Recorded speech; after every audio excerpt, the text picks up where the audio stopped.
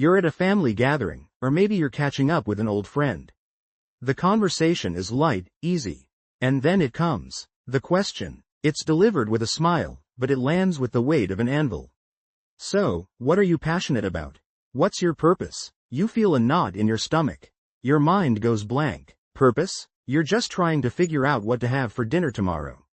You look at them, and they seem so sure of themselves. The friend who runs marathons, the cousin who's saving the rainforest, the person who always knew they wanted to be a doctor. They seem to have found their thing. And you? You feel like you're standing in a train station with 1,000 tracks, and you have no ticket, no destination, and no idea which train to get on. The pressure is immense. From a young age, we're told we need to have an answer. The childhood question, what do you want to be when you grow up, slowly morphs into the soul-crushing adult version. Have you found your one true calling? It feels like the most important question in the world, and not having an answer feels like a personal failure. It's a quiet, gnawing anxiety that you're somehow behind in life, that you missed the memo everyone else received. You feel stuck, adrift, and maybe a little bit broken. But the reason this question is so terrifying, so paralyzing, isn't your fault. It's the question itself that's broken. We've been fed a myth about what purpose is, and that myth is the very thing keeping you from it. The myth is that purpose is a destination. A single, shining treasure chest marked with a giant X on the map of your life. We believe it's a sudden lightning bolt of inspiration, an epiphany that strikes you one day and sets your course forever. We think it's something you find, like a lost set of keys. You just have to search hard enough, look in all the right places, and one day, you'll stumble upon it, fully formed and perfect. This way of thinking is a recipe for anxiety. Because if you haven't found it yet, you must be a bad searcher. You must be looking in the wrong places. Or worse, maybe you don't even have a treasure chest to begin with. This pressure to find the one thing makes you afraid to try anything, because what if it's the wrong thing? The paralysis is real. So, here's the solution. It's simple, and it might sound a little strange at first. If you want to find your purpose, you need to stop looking for it. Let me say that again. Stop looking for it. Purpose isn't a noun, it's a verb. It's not a thing you find, it's a thing you build. It's not a destination, it's a direction. The secret isn't to find a map, but to build a compass. Imagine you're lost in a vast forest. A map would be great if you knew exactly where you wanted to go. But you don't. A map just shows you all the destinations you're not at, which only increases your anxiety. A compass, on the other hand, is different. A compass doesn't tell you where to end up. It just gives you a direction. It tells you which way is north. In life, your north is simply the direction of things that genuinely spark your curiosity and give you energy. That's it. It's not a grand passion. It's a quiet whisper of interest. Your purpose isn't to arrive at some mythical destination called success. Your purpose is to simply keep walking north. Think of it another way. A scientist doesn't start an experiment knowing the answer. If they did, it wouldn't be an experiment. They start with a hypothesis, a simple question, a flicker of curiosity. Then they run a small, controlled test to get a little bit of data. Based on that data, they form a new hypothesis and run another test. The world-changing discovery isn't the starting point, it's the result of 1,000 tiny, iterative experiments. Your life should be your laboratory. You are the scientist. Your purpose is not some grand, pre-written answer you have to guess. It's the cumulative result of running hundreds of tiny experiments based on your curiosity. Most people you admire who seem to have a strong sense of purpose didn't start with one. They stumbled into it. A graphic designer started not with a purpose to change the world with design, but with a simple curiosity. I wonder if I can make that cool-looking poster I saw. A chef didn't begin with a passion for redefining the culinary arts.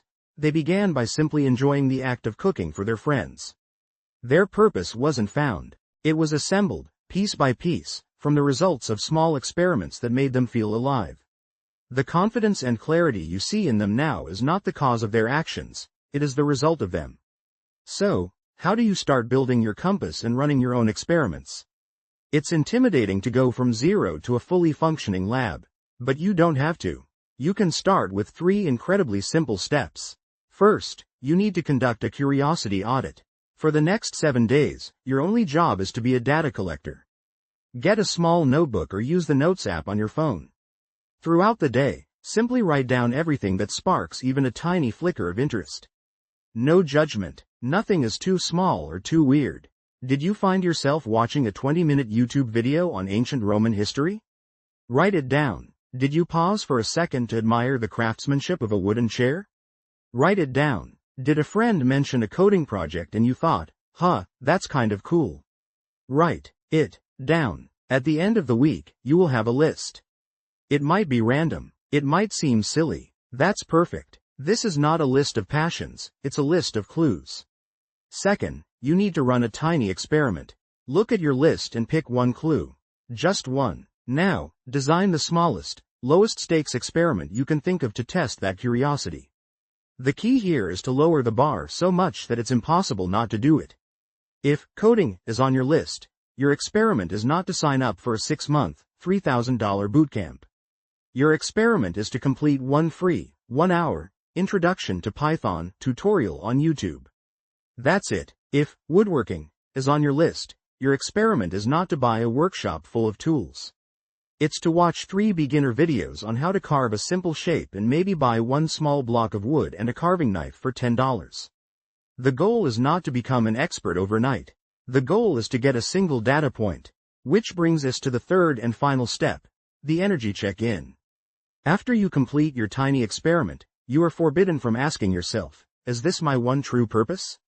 That question is banned. It's too big, too scary, and it will shut you down. Instead, you will ask a much simpler, more powerful question. Did that give me energy, or did it drain my energy? That's the only data you need. If spending an hour learning the basics of Python left you feeling drained and bored, great. You have a valuable data point. The experiment was a success. You can now cross coding off your list for now and move on to the next clue. But if it left you feeling energized, if you looked up and realized an hour had flown by, if you felt a little spark of excitement, now you have a different kind of data. That's the feeling your compass is looking for. That feeling is north. Your next step isn't to quit your job and become a programmer. Your next step is to run a slightly bigger experiment. Maybe you try a 3-hour tutorial this time. Then a small weekend project. You follow the energy. Purpose is not a lightning bolt from the sky. It's a quiet hum of energy that you follow. It's the feeling of being engaged, of being in flow. And you only find that hum by trying things. So forget the pressure of finding your passion. It's a myth. It's keeping you stuck. You don't have to have your whole life figured out right now. You don't need a map.